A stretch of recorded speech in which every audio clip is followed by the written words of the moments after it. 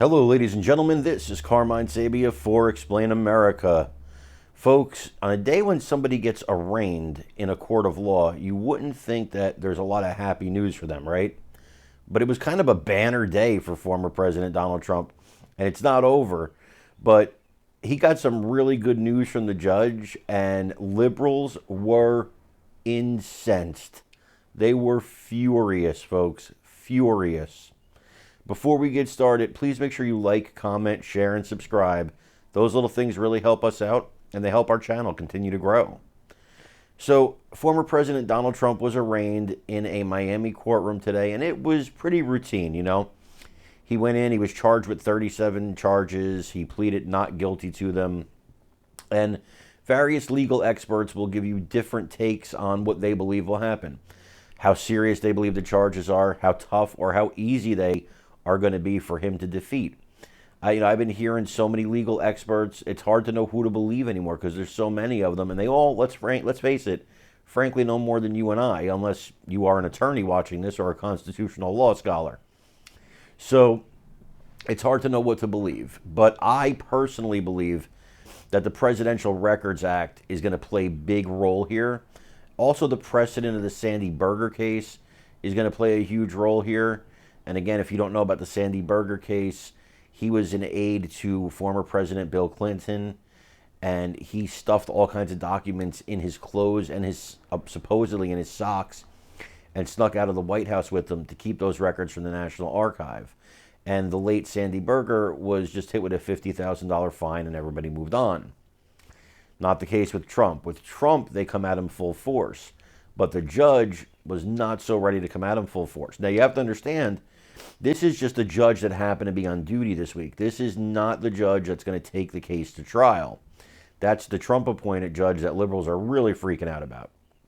But this judge, not a Trump-appointed judge, but might as well have been with what he did. What the judge did was he set no preconditions. He set no conditions for the release of Trump. There was no gag order. There was no you can't talk about the case. There was no you can't say this or that, or you can't go here or there. There was no bail. He was let out on his own recognizance. There was no special, limitations placed on him where he could travel because the judge says he's not a flight risk. And of course, he's not a flight risk. He didn't have to turn in his passport.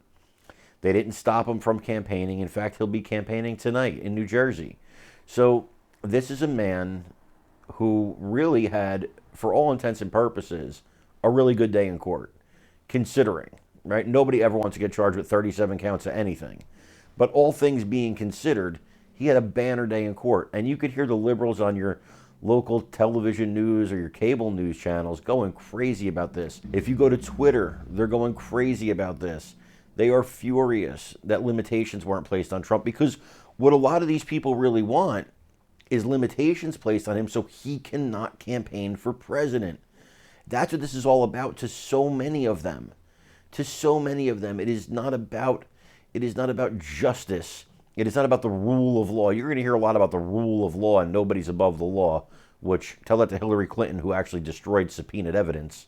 But you're going to hear a lot about the rule of law and nobody's above the law. They don't care about that. I mean, some people might, but for the most part, they do not care about that, folks.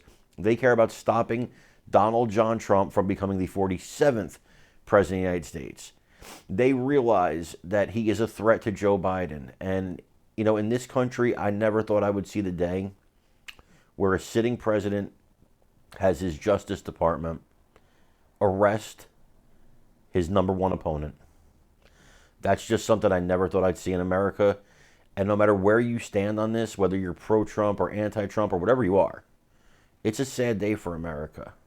But, like I said, a pretty happy day for Trump, who got all you could ask for in a court of law. Folks, I want to thank you for joining us here at Explain America. Again, I'm Carmine Sabia.